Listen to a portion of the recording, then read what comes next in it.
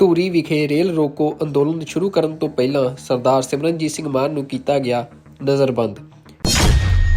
Canada ਦੀ ਸਿਆਸਤ ਵਿੱਚ ਵਿਦੇਸ਼ੀ ਦਖਲਅੰਦਾਜ਼ੀ ਦੇ ਗੰਭੀਰ ਮਸਲੇ ਤੇ ਜਾਂਚ ਵਿੱਚ ਭਾਰਤ ਦਾ ਨਾਂ ਵੀ ਕੀਤਾ ਸ਼ਾਮਲ। ਸਿੱਖ ਭਾਈਚਾਰੇ ਦੀ ਆਬਾਦੀ ਵਾਲੇ ਹਲਕਿਆਂ ਦੇ ਸੰਸਦ ਮੈਂਬਰਾਂ ਨੇ ਸੁਰੱਖਿਆ ਮੰਤਰੀ ਨਾਲ ਕੀਤੀ ਮੁਲਾਕਾਤ। ਸੰਗਰੂਰ ਤੋਂ ਮੈਂਬਰ ਪਾਰਲੀਮੈਂਟ ਸਿਮਰਨਜੀਤ ਸਿੰਘ ਮਾਨ ਨੂੰ ਵੀਰਵਾਰ ਤੜਕੇ ਪੁਲਿਸ ਨੇ ਘਰ ਵਿੱਚ ਨਜ਼ਰਬੰਦ ਕਰ ਦਿੱਤਾ। ਉਹਨਾਂ ਨੂੰ ਸਾਥੀਆਂ ਸਮੇਤ ਫਤਿਹਗੜ੍ਹ ਸਾਹਿਬ ਦੇ ਕਿਲ੍ਹਾ ਹਰਨਾਮ ਸਿੰਘ ਨਗਰ ਵਿੱਚ ਨਜ਼ਰਬੰਦ ਕਰ ਦਿੱਤਾ ਗਿਆ। ਉਹਨਾਂ ਦੀ ਰਿਹਾਇਸ਼ ਦੇ ਆਲੇ ਦੁਆਲੇ ਪੁਲਿਸ ਬਲ ਤੈਨਾਤ ਕੀਤੇ ਗਏ ਅਤੇ ਇਲਾਕੇ ਨੂੰ ਛਾਉਣੀ ਵਿੱਚ ਤਬਦੀਲ ਕੀਤਾ ਗਿਆ। ਕਿਸੇ ਨੂੰ ਅੰਦਰ ਜਾਣ ਜਾਂ ਬਾਹਰ ਆਉਣ ਦੀ ਇਜਾਜ਼ਤ ਨਹੀਂ ਦਿੱਤੀ ਗਈ। ਦਰਅਸਲ ਭਾਨਾ ਸਿੱਧੂ ਦੀ ਗ੍ਰਿਫਤਾਰੀ ਦੇ ਵਿਰੋਧ ਵਿੱਚ ਸੰਸਦ ਮੈਂਬਰ ਮਾਨ ਨੇ ਅੱਜ ਧੂਰੀ ਵਿੱਚ ਰੇਲ ਰੋਕੋ ਅੰਦੋਲਨ ਦਾ ਐਲਾਨ ਕੀਤਾ ਸੀ। ਸੰਸਦ ਮੈਂਬਰ ਮਾਨ ਬੁੱਧਵਾਰ ਰਾਤ ਨੂੰ ਫਤਿਹਗੜ੍ਹ ਸਾਹਿਬ ਸਥਿਤ ਉਹਨਾਂ ਦੀ ਰਿਹਾਇਸ਼ ਤੇ ਆਏ ਸਨ। ਇਸੇ ਦੌਰਾਨ ਅੱਜ ਉਹਨਾਂ ਨੂੰ ਆਪਣੇ ਘਰ ਵਿੱਚ ਨਜ਼ਰਬੰਦ ਕੀਤਾ ਗਿਆ। ਇਸ ਨਜ਼ਰਬੰਦੀ ਦੇ ਵਿਰੋਧ ਵਿੱਚ ਸੰਸਦ ਮੈਂਬਰ ਦੇ ਨਿੱਜੀ ਸਕੱਤਰ ਇਕਬਾਲ ਸਿੰਘ ਨੇ ਕਿਹਾ ਕਿ ਇਹ ਲੋਕਤੰਤਰ ਦਾ ਕਤਲ ਹੈ। ਪੁਲਿਸ ਨੇ ਘੇਰਾਬੰਦੀ ਕਰਕੇ ਸਾਰਿਆਂ ਨੂੰ ਅੰਦਰ ਬੰਦ ਕਰ ਦਿੱਤਾ ਹੈ। ਸਰਕਾਰ ਆਵਾਜ਼ ਨੂੰ ਦਬਾਉਣ ਦੀ ਕੋਸ਼ਿਸ਼ ਕਰ ਰਹੀ ਹੈ, ਪਰ ਇਹ ਕਦੋਂ ਤੱਕ ਜਾਰੀ ਰਹੇਗਾ? ਇਕਬਾਲ ਸਿੰਘ ਅਨੁਸਾਰ ਫਤਿਹਗੜ੍ਹ ਸਾਹਿਬ ਅਤੇ ਸੰਗਰੂਰ ਵਿੱਚ ਸ਼੍ਰੋਮਣੀ ਅਕਾਲੀ ਦਲ ਅੰਮ੍ਰਿਤਸਰ ਦੇ ਅਧਿਕਾਰੀਆਂ ਨੂੰ ਘਰਾਂ ਵਿੱਚ ਨਜ਼ਰਬੰਦ ਕਰ ਦਿੱਤਾ ਗਿਆ ਹੈ। ਕੈਨੇਡਾ ਸਰਕਾਰ ਵੱਲੋਂ ਕੈਨੇਡਾ ਤੇ ਇਸ ਦੀ ਸਿਆਸਤ ਵਿੱਚ ਵਿਦੇਸ਼ੀ ਦਖਲਅੰਦਾਜ਼ੀ ਦੇ ਗੰਭੀਰ ਮਸਲੇ ਉੱਤੇ ਚੱਲ ਰਹੀ ਜਾਂਚ ਵਿੱਚ ਭਾਰਤ ਦਾ ਨਾਮ ਵੀ ਸ਼ਾਮਲ ਕਰ ਲਿਆ ਗਿਆ ਹੈ।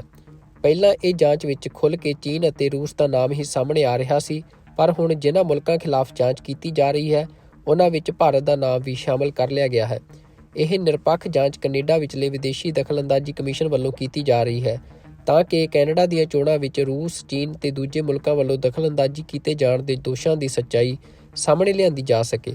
ਇਸ ਕਮਿਸ਼ਨ ਵੱਲੋਂ ਵਿਦੇਸ਼ੀ ਦਖਲਅੰਦਾਜ਼ੀ ਦੇ ਮਸਲੇ ਉੱਤੇ ਜਨਤਕ ਸੁਣਵਾਈ ਸ਼ੁਰੂ ਕੀਤੀ ਗਈ ਹੈ, ਜਿਸ ਤੋਂ ਬਾਅਦ ਕੈਨੇਡਾ ਰਹਿੰਦੇ ਸਿੱਖਾਂ ਨੇ ਇਸ ਜਾਂਚ ਦੀ ਸੁਣਵਾਈ ਵਿੱਚ ਆਪਣਾ ਪੱਖ ਰੱਖਣ ਲਈ ਇੱਕ ਧਿਰ ਬਣਨ ਦੀ ਮੰਗ ਕੀਤੀ ਹੈ। ਜ਼ਿਕਰਯੋਗ ਹੈ ਕਿ ਸ਼ਹੀਦ ਭਾਈ ਹਰਦੀਪ ਸਿੰਘ ਨਿੱਜਰ ਦੇ ਕੈਨੇਡਾ ਵਿੱਚ ਕਤਲ ਪਿੱਛੇ ਭਾਰਤ ਦੀ ਸਰਕਾਰ ਦੇ ਏਜੰਟਾਂ ਦਾ ਹੱਥ ਹੋਣ ਦੀ ਜਾਣਕਾਰੀ ਸਾਹਮਣੇ ਆਉਣ ਤੋਂ ਬਾਅਦ ਕੈਨੇਡਾ ਰਹਿੰਦੇ ਸਿੱਖਾਂ ਵਿਰੁੱਧ ਭਾਰਤ ਦੀ ਕੌਮਾਂਤਰੀ ਜ਼ਬਰ ਨੀਤੀ ਅਤੇ ਕੈਨੇਡਾ ਵਿੱਚ ਇੰਡੀਆ ਦੀ ਦਖਲਅੰਦਾਜ਼ੀ ਦਾ ਮਸਲਾ ਵੱਡੇ ਪੱਧਰ ਉੱਤੇ ਉੱਭਰ ਕੇ ਸਾਹਮਣੇ ਆਇਆ ਹੈ। ਬਰਤਾਨੀਆ ਦੇ ਸਿੱਖ ਭਾਈਚਾਰੇ ਦੀ ਆਬਾਦੀ ਵਾਲੇ ਹਲਕਿਆਂ ਦੇ ਸੰਸਦ ਮੈਂਬਰਾਂ ਨੇ ਸੁਰੱਖਿਆ ਮੰਤਰੀ ਟੌਮ ਨਾਲ ਮੁਲਾਕਾਤ ਕਰਕੇ ਆਪਣੇ ਹਲਕਿਆਂ ਦੀਆਂ ਸੁਰੱਖਿਆ ਚਿੰਤਾਵਾਂ ਤੇ ਚਰਚਾ ਕੀਤੀ ਹੈ। ਦੱਸ ਦਈਏ ਕਿ ਇਸ ਮਹੀਨੇ ਦੇ ਸ਼ੁਰੂ ਵਿੱਚ ਰਿਪੋਰਟ ਆਈ ਸੀ ਕਿ ਆਜ਼ਾਦ ਸਿੱਖ ਰਾਜ ਖਾਲਿਸਤਾਨ ਦੇ ਕਈ ਸਮਰਥਕਾਂ ਨੂੰ ਯੂਕੇ ਵਿੱਚ ਚੇਤਾਵਨੀ ਦਿੱਤੀ ਗਈ ਸੀ ਕਿ ਉਹਨਾਂ ਦੀ ਜਾਨ ਨੂੰ ਖਤਰਾ ਹੈ। ਸੰਸਦ ਮੈਂਬਰਾਂ ਨੇ ਕਿਹਾ ਕਿ ਬ੍ਰਿਟਿਸ਼ ਸਿੱਖਾਂ ਦੀ ਜਾਨ ਨੂੰ ਖਤਰਾ ਚਿੰਤਾ ਦਾ ਵਿਸ਼ਾ ਹੈ। ਇਸ ਮਾਮਲੇ 'ਚ ਸਿੱਖ ਜਥੇਬੰਦੀਆਂ ਨੇ ਭਾਰਤ ਦਾ ਹੱਥ ਹੋਣ ਦਾ ਸ਼ੱਕ ਜਤਾਇਆ ਹੈ। ਸੰਸਦ ਮੈਂਬਰਾਂ ਦਾ ਕਹਿਣਾ ਹੈ ਕਿ ਸਿੱਖ ਕਾਰਕੁਨਾਂ ਨਾਲ ਸੰਬੰਧਿਤ ਵਿਸ਼ਵ ਵਿਆਪੀ ਘਟਨਾਵਾਂ ਤੋਂ ਬਾਅਦ ਡਰ ਵੱਧਦਾ ਜਾ ਰਿਹਾ ਹੈ। ਕੈਨੇਡਾ ਵਿੱਚ ਭਾਈ ਹਰਦੀਪ ਸਿੰਘ ਨਿੱਜਰ ਦੇ ਕਤਲ 'ਚ ਭਾਰਤ ਦੀ ਸ਼ਮੂਲੀਅਤ ਬਾਰੇ ਜਸਟਿਨ ਟਰੂਡੋ ਦਾ ਬਿਆਨ ਸਾਹਮਣੇ ਆਉਣ ਤੋਂ ਬਾਅਦ ਸਿੱਖ ਆਪਣੇ ਆਪ ਨੂੰ ਭਾਰਤ ਤੋਂ ਖਤਰਾ ਮੰਨਦੇ ਹਨ। ਇੰਨਾ ਹੀ ਨਹੀਂ, ਫਿਰ ਨਵੰਬਰ ਵਿੱਚ ਵੀ ਇੱਕ ਖਬਰ ਆਈ ਸੀ ਜਿਸ ਵਿੱਚ ਸਿੱਖ ਆਗੂ ਗੁਰਪਤਵੰਤ ਸਿੰਘ ਪੰਨੂ ਦੇ ਕਤਲ ਦੀ ਸਾਜ਼ਿਸ਼ ਰਚੀ ਗਈ ਸੀ ਤੇ ਕਿਹਾ ਗਿਆ ਸੀ ਕਿ ਨਿਊਯਾਰਕ ਵਿੱਚ ਇੱਕ ਸਿੱਖ ਵੱਖਵਾਦੀ ਨੂੰ ਮਾਰਨ ਦੀ ਅਸਫਲ ਸਾਜ਼ਿਸ਼ ਪਿੱਛੇ ਇੱਕ ਭਾਰਤੀ ਏਜੰਟ ਦਾ ਹੱਥ ਸੀ। ਸ਼੍ਰੋਮਣੀ ਗੁਰਦੁਆਰਾ ਪ੍ਰਬੰਧਕ ਕਮੇਟੀ ਨੇ ਹਰਿਆਣਾ ਦੇ ਮੁੱਖ ਮੰਤਰੀ ਖੱਟੜ ਦੇ ਸ਼੍ਰੋਮਣੀ ਕਮੇਟੀ ਤੇ ਰਾਜਨੀਤੀ ਭਾਰੂ ਹੋਣ ਵਾਲੇ ਬਿਆਨ ਤੇ ਆਪਣਾ ਪ੍ਰਤੀਕਰਮ ਦਿੱਤਾ ਹੈ। ਸ਼੍ਰੋਮਣੀ ਕਮੇਟੀ ਦੇ ਜਨਰਲ ਸਕੱਤਰ ਗੁਰਚਰਨ ਸਿੰਘ ਗਰੇਵਾਲ ਨੇ ਹਰਿਆਣਾ ਦੇ ਮੁੱਖ ਮੰਤਰੀ ਨੂੰ ਕਰਾਰਾ ਜਵਾਬ ਦਿੰਦਿਆਂ ਕਿਹਾ ਕਿ ਤੁਸੀਂ ਹਰਿਆਣਾ 'ਚ ਸਿੱਖਾਂ ਦੀ ਕਮੇਟੀ ਭੰਗ ਕਰਕੇ ਆਪਣੇ ਪ੍ਰਭਾਵ ਅਧੀਨ ਨਵੀਂ ਕਮੇਟੀ ਬਣਾਈ ਹੈ ਤੇ ਤੁਹਾਡੀ ਬਣਾਈ ਪਾਰਟੀ ਵੀ ਤਾਂ ਸਿਆਸੀ ਪਾਰਟੀਆਂ ਦੇ ਪ੍ਰਭਾਵ ਅਧੀਨ ਹੈ, ਫਿਰ ਤੁਸੀਂ ਸਾਨੂੰ ਕਿਵੇਂ ਕਹਿ ਸਕਦੇ ਹੋ? ਉਹਨਾਂ ਕਿਹਾ ਕਿ ਸਿੱਖ ਧਰਮ 'ਚ ਰਾਜਨੀਤੀ ਤੇ ਧਰਮ ਦੋਵੇਂ ਨਾਲ ਚੱਲਦੇ ਹਨ, ਪਰ ਧਰਮ ਰਾਜਨੀਤੀ ਤੋਂ ਹਮੇਸ਼ਾ ਉੱਪਰ ਹੀ ਰਿਹਾ ਹੈ। ਹੁਣੇ ਇੱਕ ਖਬਰ ਦਿਖਾਈ ਦਿੱਤੀ ਹੈ ਜਿਹਦੇ 'ਚ ਮਨੋਹਰ ਲਾਲ ਖੱਟੜ ਜੀ ਜਿਹੜੇ ਕਿ ਹਰਿਆਣੇ ਦੇ ਮੁੱਖ ਮੰਤਰੀ ਹੈ, ਉਹ ਇੱਕ ਸਮਾਗਮ ਵਿੱਚ ਭਾਸ਼ਣ ਦੇ ਰਹੇ ਨੇ ਤੇ ਜਿਹਦੇ ਵਿੱਚ ਉਹ ਜ਼ਿਕਰ ਕਰ ਰਹੇ ਨੇ ਕਿ ਜਿਹੜੀ ਅਸੀਂ ਕਮੇਟੀ ਸ਼੍ਰੋਮਣੀ ਕਮੇਟੀ ਨੂੰ ਤੋੜ ਕੇ ਹਰਿਆਣਾ ਕਮੇਟੀ ਬਣਾਈ ਆ ਉਹਦੇ ਉਹ ਗੁਣ ਜਿਹੜੇ ਆ ਉਹਨਾਂ ਦਾ ਉਚਾਰਨ ਕਰ ਰਿਹਾ ਤੇ ਉਹ ਦੱਸ ਰਿਹਾ ਕਿ ਹਰਿਆਣੇ ਦੇ ਸਿੱਖਾਂ ਦਾ ਜਿਹੜਾ ਗੋਲਕ ਦਾ ਪੈਸਾ ਉਹ ਇੱਦਾਂ ਲੱਗੂਗਾ। ਬੜੀ ਚੰਗੀ ਗੱਲ ਆ ਜੇ ਇਸ ਤਰ੍ਹਾਂ ਦੀ ਚੰਗੀ ਸੋਚ ਆ। ਇਸ ਗੱਲ 'ਤੇ ਅਸੀਂ ਉਹਨਾਂ ਦਾ ਸਵਾਗਤ ਵੀ ਕਰਦੇ ਹਾਂ। ਉਹਨਾਂ ਨੇ ਸਿਰ 'ਤੇ ਦਸਤਾਰ ਵੀ ਸਜਾਈ ਹੋਈ ਆ, ਪਰ ਜਿਹੜੀ ਗੱਲ ਕਰ ਰਹੇ ਨੇ ਉਹ ਆਪਣੇ ਵਿਰੋਧੀ ਗੱਲ ਕਰ ਰਹੇ ਨੇ, ਆਪਦੇ ਜੋ ਉਹਨਾਂ ਦੀ ਪਾਰਟੀ ਕਰ ਰਹੀ ਆ ਜਾਂ ਪਿਛਲਾ ਜਿਹੜਾ ਇਤਿਹਾਸ ਹੈ ਉਸ ਤੋਂ ਉਲਟ ਗੱਲ ਕਰ ਰਹੇ ਨੇ। ਉਹ ਕਹਿ ਰਹੇ ਨੇ ਕਿ ਅਸੀਂ ਤਾਂ ਦਖਲ ਨਹੀਂ ਦਿੰਦੇਗੇ ਤੇ ਜਿਹੜੀ ਪੰਜਾਬ ਦੇ ਵਿੱਚ ਸ਼੍ਰੋਮਣੀ ਕਮੇਟੀ ਆ ਉਹਦੇ ਵਿੱਚ ਸਿਆਸੀ ਤੌਰ 'ਤੇ ਦਖਲ ਆ। ਖੱਟੜ ਸਾਹਿਬ ਦਖਲ ਤਾਂ ਮੁੱਢ ਤੋਂ ਹੀ ਤੁਸੀਂ ਸ਼ੁਰੂ ਕਰਤਾ, ਕਿਉਂਕਿ ਜਿਹੜੇ ਚੁਣੇ ਹੋਏ ਲੋਕ ਸੀ ਉਹਨਾਂ ਦੀ ਸਰਦਾਰੀ ਤੁਸੀਂ ਖੋਹ ਲਈ, ਜਿਹੜੇ ਕਿ ਅੱਜ ਵੀ ਮੌਜੂਦ ਨੇ, ਜਿਹੜੇ ਉੱਥੋਂ ਦੇ 11 ਮੈਂਬਰ ਆ ਜਿਹੜੇ ਚੁਣੇ ਹੋਏ ਨੇ। ਤੁਸੀਂ ਉੱਥੇ ਇੱਕ ਥਾਪੀ ਹੋਈ ਕਮੇਟੀ ਬਣਾਤੀ, ਪਹਿਲਾਂ ਕਾਂਗਰਸ ਨੇ ਬਣਾਈ, ਫਿਰ ਤੁਸੀਂ ਬਣਾਤੀ। ਤੁਸੀਂ ਆਪਣੇ ਪ੍ਰਧਾਨ ਥਾਪ 'ਤੇ, ਚਾਹੇ ਦਾਦੂਵਾਲ ਜੀ ਥਾਪ 'ਤੇ, ਚਾਹੇ ਮਹੰਤ ਜੀ ਥਾਪ 'ਤੇ, ਚਾਹੇ ਹੁਣ ਜਿਹੜੇ ਉਹ ਥਾਪੇ ਨੇ, ਤੇ ਉਹਨਾਂ ਨੇ ਕੀ ਹਾਸਿਲ ਕੀਤਾ ਤੁਹਾਡੇ ਸਾਹਮਣੇ ਆ। ਇਹ ਸਾਰੇ ਤੁਹਾਡੀ ਜੇਬ 'ਚੋਂ ਨਿਕਲੇ ਹੋਏ ਨੇ, ਇਹ ਚੁਣ ਕੇ ਆਏ ਲੋਕ ਨਹੀਂ ਹੈ, ਇਸ ਕਰਕੇ ਤੁਹਾਡਾ ਸਿੱਧਾ ਦਖਲ ਹੈ। ਦੂਜੇ ਪਾਸੇ ਮੈਂ ਇਹ ਗੱਲ ਕਹਿਣੀ ਚਾਹੁੰਦਾ, ਸ਼੍ਰੋਮਣੀ ਕਮੇਟੀ ਦੀ ਜਿਹੜੀ ਤੁਸੀਂ ਗੱਲ ਕਰਦੇ ਹੋ ਕਿ ਉਹਦੇ 'ਤੇ ਸਿਆਸੀ ਕਿੰਨਾ ਦਖਲਅੰਦਾਜ਼ੀ ਆ ਜਾਂ ਪ੍ਰਭਾਵ ਆ, ਤੁਸੀਂ ਪਿਛਲੇ ਪੰਨੇ ਪੜ੍ਹ ਕੇ ਵੇਖੋ, ਇਤਿਹਾਸ ਦੇ ਤੁਸੀਂ ਜਾਣੂ ਹੋ। 1922 ਦੇ ਵਿੱਚ ਜਦੋਂ ਸਿੱਖਾਂ ਦੇ ਜਿਹੜੇ ਗੁਰਦੁਆਰੇ ਆਜ਼ਾਦ ਕਰਵਾਏ ਸੀ, ਤੇ ਉਦੋਂ ਜਿਹੜਾ ਸਮਾਗਮ ਹੋਇਆ ਸੀ, ਉਸ ਸਮਾਗਮ ਵਿੱਚ ਗਾਂਧੀ, ਨਹਿਰੂ ਤੇ ਹੋਰ ਮਾਲਵੀਏ ਉਹਨਾਂ ਨੇ ਇਹ ਗੱਲ ਕਹੀ ਸੀ ਕਿ ਸ਼੍ਰੋਮਣੀ ਕਮੇਟੀ ਨੇ ਦੇਸ਼ ਦੀ ਆਜ਼ਾਦੀ ਦੀ ਪਹਿਲੀ ਲੜਾਈ ਜਿੱਤੀ ਆ। ਜਿਸ ਦੇਸ਼ ਵਿੱਚ ਤੁਸੀਂ ਆਜ਼ਾਦ ਹੋ ਤੇ ਅੱਜ ਉਸ ਸਿੱਖ ਸੂਬੇ ਦੇ ਮੁੱਖ ਮੰਤਰੀ ਬਣੇ ਹੋ, ਦੂਜੀ ਵਾਰ ਮਾਣ ਮਿਲਿਆ ਤੁਹਾਨੂੰ, ਉਹ ਆਜ਼ਾਦੀ ਦਾ ਜਿਹੜਾ ਪਹਿਲੀ ਲੜਾਈ ਜਿਹੜੀ ਉਹ ਸ਼੍ਰੋਮਣੀ ਕਮੇਟੀ ਨੇ ਜਿੱਤੀ। ਇਸ ਕਰਕੇ ਨਾ ਤਾਂ ਸਿੱਖਾਂ ਦੇ ਵਿੱਚ ਧਰਮ ਤੇ ਰਾਜਨੀਤੀ ਵੱਖਰੀ ਹੈ, ਤੇ ਨਾ ਤੁਹਾਡੇ ਸਨਾਤਨ ਧਰਮ ਵਿੱਚ ਵੱਖਰੀ ਹੈ। ਕਿ ਰਾਮਚੰਦਰ ਜੀ ਇੱਕ ਅਵਤਾਰ ਵੀ ਨੇ ਤੇ ਇੱਕ ਰਾਜੇ ਵੀ ਨੇ, ਇਸੇ ਤਰ੍ਹਾਂ ਕ੍ਰਿਸ਼ਨ ਜੀ ਅਵਤਾਰ ਵੀ ਨੇ, ਰਾਜੇ ਵੀ ਨੇ। ਇਸ ਗੱਲ ਤੋਂ ਮੁਨਕਰ ਨਹੀਂ ਹੋਇਆ ਜਾ ਸਕਦਾ। ਹਾਂ, ਇਹ ਗੱਲ ਠੀਕ ਹੈ ਕਿ ਸਿੱਖਾਂ ਦਾ ਜਿਹੜਾ ਕਨਸੈਪਟ ਹੈ ਉਹਦੇ ਵਿੱਚ ਜਿਹੜੀ ਰਾਜਨੀਤੀ ਉਹ ਧਰਮ ਦੇ ਅਧੀਨ ਹੋ ਕੇ ਚੱਲਦੀ ਹੈ। ਇਸ ਗੱਲ ਦਾ ਅਸੀਂ ਚਾਹੁੰਦੇ ਹਾਂ ਕਿ ਇਹ ਗੱਲ ਹੋਣੀ ਚਾਹੀਦੀ ਹੈ ਜੇ ਤੁਹਾਡੇ ਮਨ 'ਚ ਹੋਵੇ, ਪਰ ਨਹੀਂ, ਕਿਉਂਕਿ ਤੁਸੀਂ ਪਾਰਟੀ ਜਿਹੜੀ ਪਾਰਟੀ ਵਿੱਚ ਤੁਸੀਂ ਸ਼ਾਮਲ ਹੋ, ਉਸ ਪਾਰਟੀ ਦੇ ਜਿਹੜੇ ਕਾਰਜਕਾਲ ਦਾ ਤੁਸੀਂ ਵਿਰੋਧ ਕਰ ਰਹੇ ਹੋ। ਤੁਹਾਨੂੰ ਇਹ ਨਹੀਂ ਕਰਨਾ ਚਾਹੀਦਾ। ਪਤਾ ਕੋਈ ਨਹੀਂ, ਜੇ ਇਸ ਗੱਲ ਦਾ ਉਹਨਾਂ ਨੂੰ ਸਮਝ ਲੱਗ ਗਈ ਤੇ ਤੁਹਾਨੂੰ ਉਂਗਲ ਫੜ ਕੇ ਬਾਹਰ ਵੀ ਕਰ ਸਕਦੇ ਆ। ਕਾਰਨ ਕੀ ਆ ਕਿ ਹੁਣੇ ਰਾਮ ਮੰਦਿਰ ਜਿਹੜਾ ਬਣਾਇਆ ਗਿਆ ਅਯੋਧਿਆ ਦੇ ਵਿੱਚ, ਅਸੀਂ ਰਾਮ ਦੇ ਮੰਦਿਰ ਦਾ ਸਨਮਾਨ ਵੀ ਕਰਦੇ ਹਾਂ, ਤੁਹਾਨੂੰ ਵਧਾਈ ਵੀ ਦਿੱਤੀ ਆ। ਤੁਸੀਂ ਦੇਖੋ ਕਿ ਉਸ ਰਾਮ ਮੰਦਿਰ ਦੇ ਵਿੱਚ ਜਿਹੜੀ ਪ੍ਰਾਣ ਪ੍ਰਤਿਸ਼ਠਾ ਕੀਤੀ ਗਈ, ਉਸ ਤੋਂ ਪਹਿਲਾਂ ਇੱਕ ਤਸਵੀਰ ਆਉਂਦੀ ਆ, ਉਹਦੇ 'ਚ ਮੋਦੀ ਜੀ ਰਾਮ ਜੀ ਨੂੰ ਉਂਗਲ ਫੜ ਕੇ ਮੰਦਿਰ ਵਿੱਚ ਲੈ ਕੇ ਜਾ ਰਹੇ ਨੇ, ਜਦੋਂ ਕਿ ਬਹੁਤ ਸਾਰੇ ਸ਼ੰਕਰਾਚਾਰੀਆ ਨਹੀਂ ਵੀ ਆਏ। ਸਾਡਾ ਇਸ ਗੱਲ ਨਾਲ ਕੋਈ ਸੰਬੰਧ ਨਹੀਂ, ਤੇ ਨਾ ਅਸੀਂ ਇਸ ਗੱਲ ਦਾ ਵਿਵਾਦ ਪੈਦਾ ਕਰਨਾ ਚਾਹੁੰਦੇ ਹਾਂ।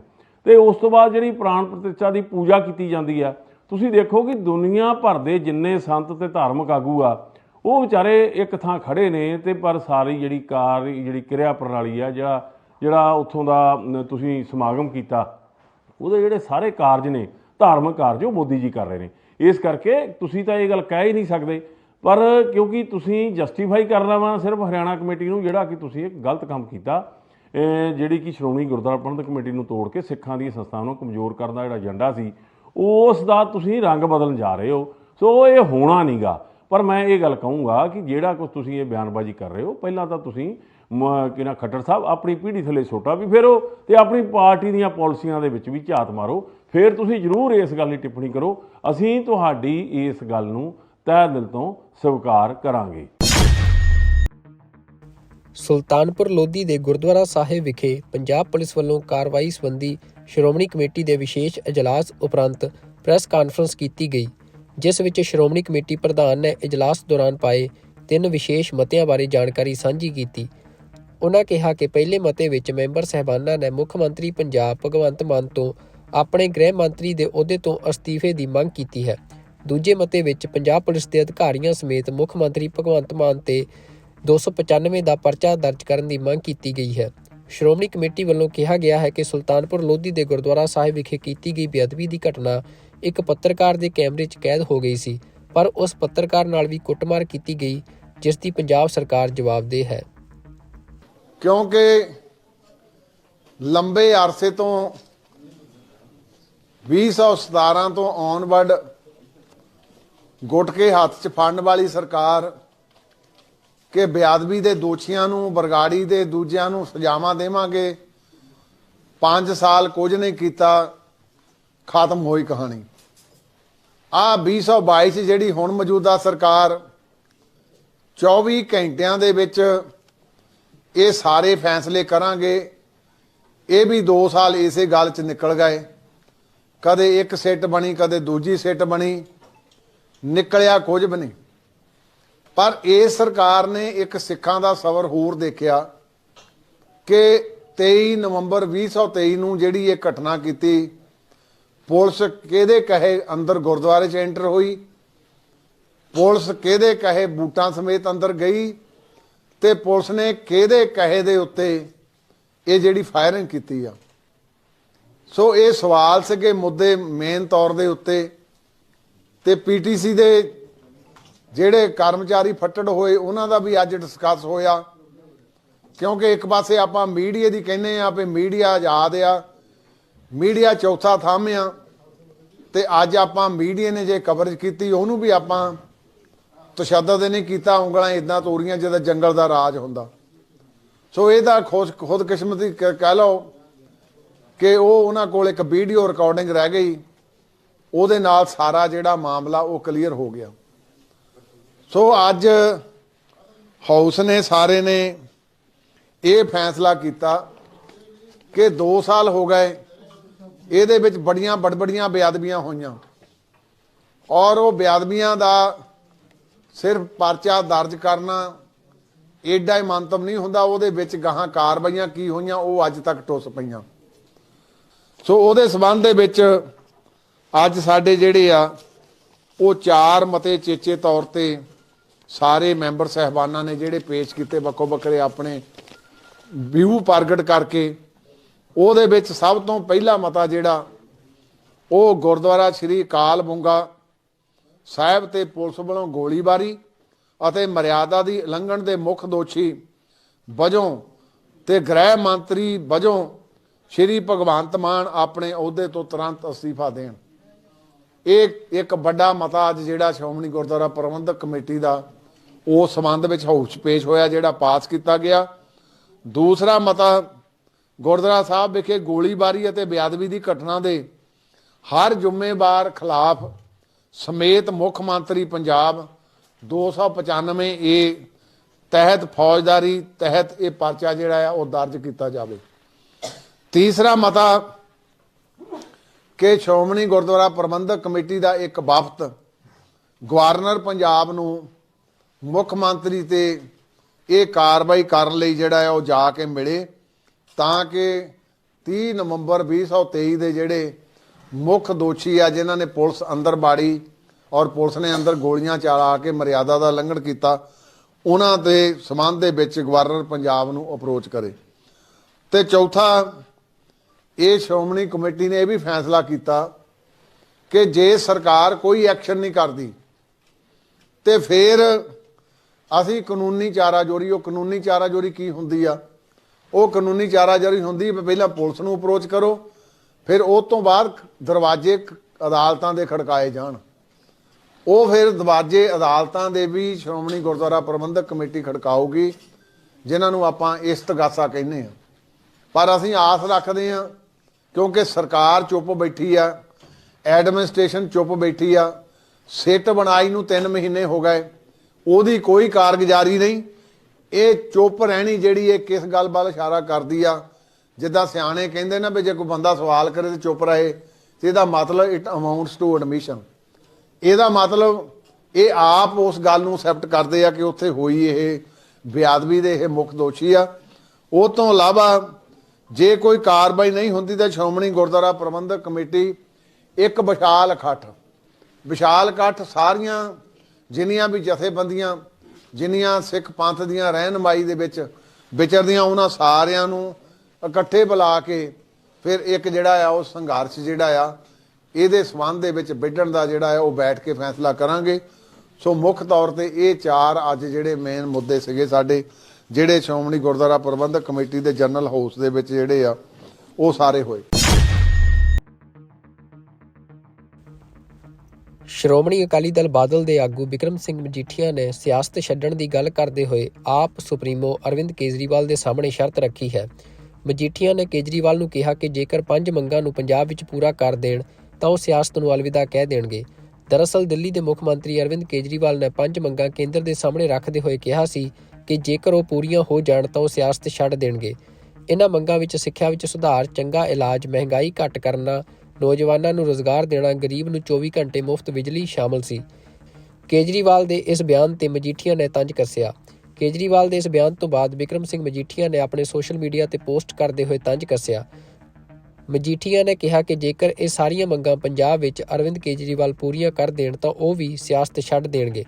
ਦਰਅਸਲ ਬਿਕਰਮ ਸਿੰਘ ਮਜੀਠੀਆ ਦੇ ਖਿਲਾਫ ਦਰਜ ਮਾਮਲੇ ਵਿੱਚ ਪੰਜਾਬ ਸਰਕਾਰ ਦੇ ਵੱਲੋਂ ਜਾਂਚ ਸ਼ੁਰੂ ਕੀਤੀ ਗਈ ਹੈ, ਜਿਸ ਦੇ ਲਈ ਉਹਨਾਂ ਨੂੰ 1.5 ਮਹੀਨੇ ਦੇ ਅੰਦਰ 3 ਵਾਰ ਸਿੱਟ ਦੇ ਸਾਹਮਣੇ ਪੇਸ਼ ਹੋਣਾ ਪਿਆ ਹੈ। ਜਿਸ ਨੂੰ ਲੈ ਕੇ ਬਿਕਰਮ ਸਿੰਘ ਮਜੀਠੀਆ ਭੜ ਗਏ ਹਨ ਅਤੇ ਵਾਰ-ਵਾਰ ਭਗਵੰਤ ਮਾਨ ਦੇ ਉੱਤੇ ਤੰਜ ਕੱਸਦੇ ਨਜ਼ਰ ਆਉਂਦੇ ਹਨ। ਪੰਜਾਬ ਕਾਂਗਰਸ ਦੇ ਸੀਨੀਅਰ ਆਗੂ ਨਵਜੋਤ ਸਿੱਧੂ ਨੇ ਇੱਕ ਵਾਰ ਫੇਰ ਆਪਣੀ ਪਾਰਟੀ ਦੇ ਆਗੂਆਂ ਤੇ ਨਿਸ਼ਾਨਾ ਸਾਧਿਆ ਹੈ।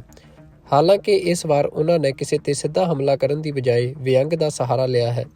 ਉਹਨਾਂ ਨੇ ਆਪਣੇ ਸੋਸ਼ਲ ਮੀਡੀਆ ਅਕਾਊਂਟ ਤੇ ਇੱਕ ਪੋਸਟ ਅਪਲੋਡ ਕੀਤੀ ਹੈ। ਇਸ 'ਚ ਲਿਖਿਆ ਹੈ ਕਿ ਜੇਕਰ ਤੁਹਾਡੇ 'ਚ ਹੁਨਰ ਹੈ ਤਾਂ ਦੁਨੀਆ ਉਸ ਦੀ ਕਦਰ ਕਰੇਗੀ। ਅੱਡੀਆਂ ਚੁੱਕਣ ਨਾਲ ਕਿਰਦਾਰ ਉੱਚੇ ਨਹੀਂ ਹੁੰਦੇ। ਹਾਲਾਂਕਿ ਉਹਨਾਂ ਨੇ ਇਹ ਸੋਸ਼ਲ ਮੀਡੀਆ ਪੋਸਟ ਅਜਿਹੇ ਸਮੇਂ 'ਚ ਕੀਤੀ ਹੈ ਜਦੋਂ ਕਾਂਗਰਸ 'ਚ ਹੰਗਾਮਾ ਮਚਿਆ ਹੋਇਆ ਹੈ। ਪਾਰਟੀ ਵਿੱਚ ਚੱਲ ਰਹੀ ਧੜੇਬੰਦੀ ਸੀਨੀਅਰ ਕਾਂਗਰਸੀ ਆਗੂਆਂ ਦੇ ਸਾਹਮਣੇ ਆ ਗਈ ਹੈ।